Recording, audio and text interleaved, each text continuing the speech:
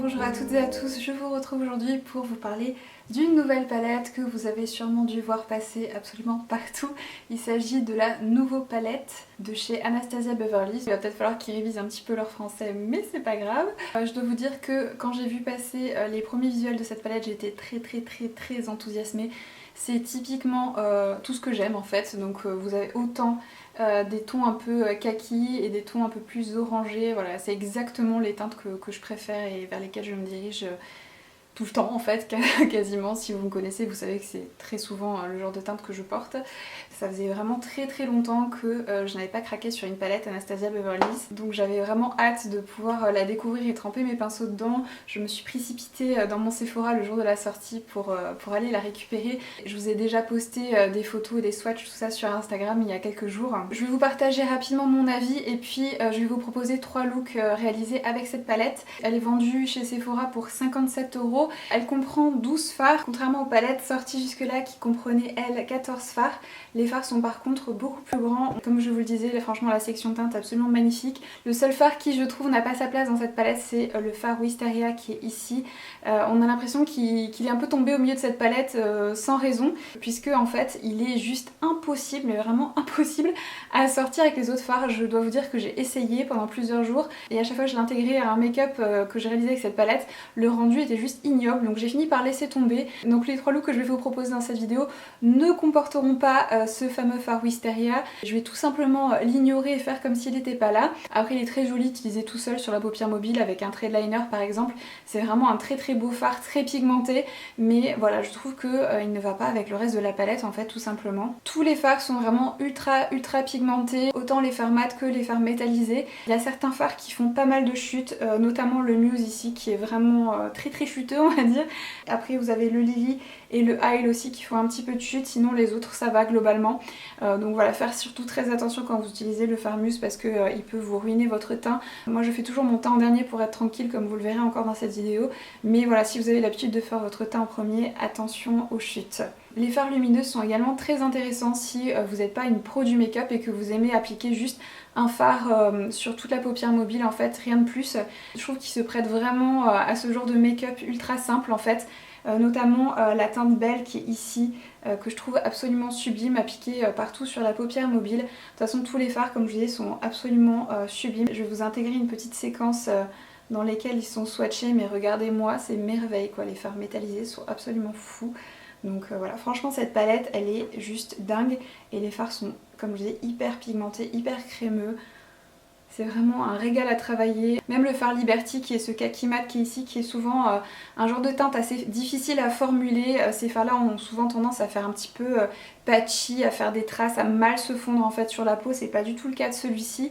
Après celui-ci j'aime bien l'utiliser en association avec Fleur parce que appliqué seul sur la peau il peut avoir un effet un peu grisé, pas très flatteur. Mais les deux ensemble vous verrez c'est très joli. Franchement cette palette si vous hésitiez c'est vraiment une merveille, je l'adore personnellement.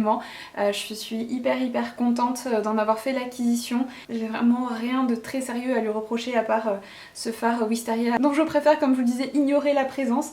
Mais voilà, le reste de la palette c'est vraiment une très belle réussite et cette palette j'ai l'impression que c'est un petit peu le comeback d'Anastasia Beverly Hills. Et le packaging, contrairement aux anciennes palettes qui étaient en espèce de velours qui avait tendance à se décolorer un peu partout, à tacher, les palettes elles devenaient très vite toutes dégoûtantes. Et là on a un packaging en carton mais un peu effet toile. Et la couleur est absolument magnifique, j'aime vraiment beaucoup, donc je pense qu'il sera beaucoup plus durable et beaucoup plus facile à nettoyer, etc.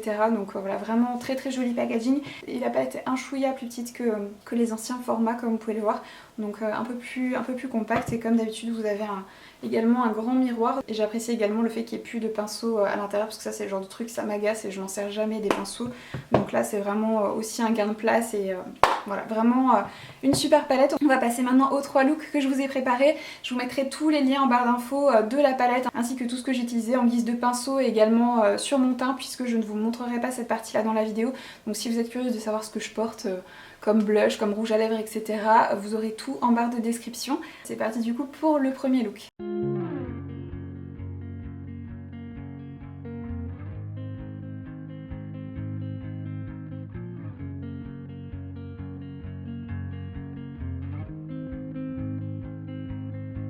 Blue dude, blue moon, kinda mysterious, shaded with someone I'm not really into. Do you need to fix it? Talking bullshit. It's hard to see you when your eyes look dull. Who's gonna save you? Who's gonna make you not blue?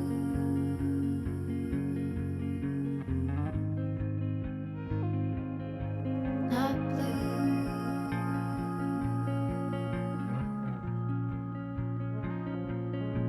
Blue dew, bad mood, sort of witty and jaded, but let's not talk about you. Your coyote song on a rerun. Are you hound dog tired, singing all night long? Who's gonna save you? Who's gonna make you not blue?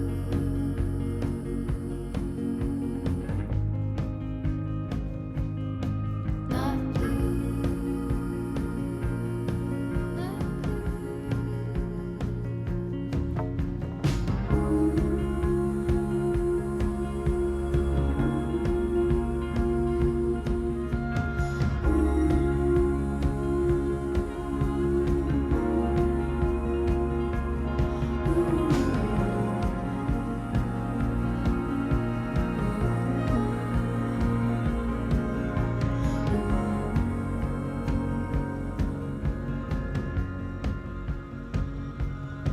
blue dew,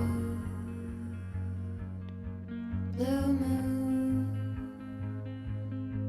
been one or two since I ran into you.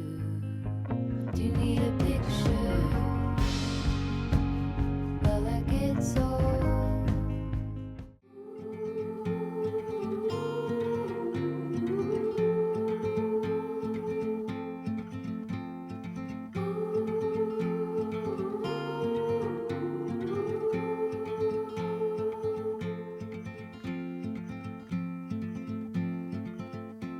Heart filled with worries, no more. In a world full of sorrows, what for? You watch the world from the place beneath the willow, the willow. So many years, too many tears on your pillow, on your pillow.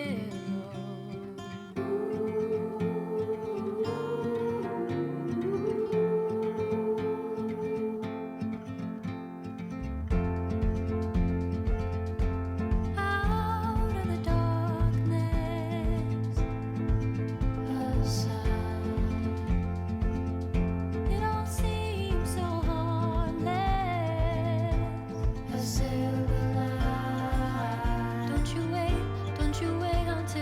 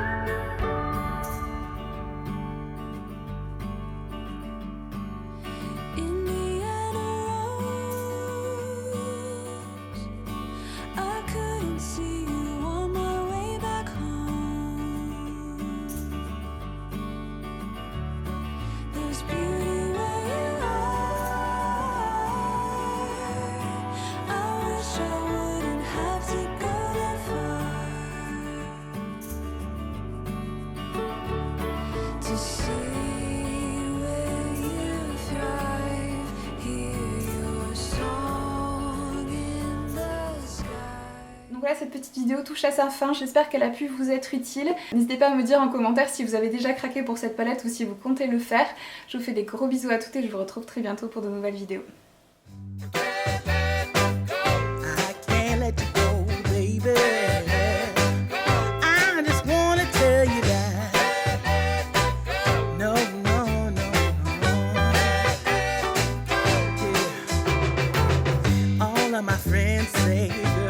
Take care, 'cause that man is trouble.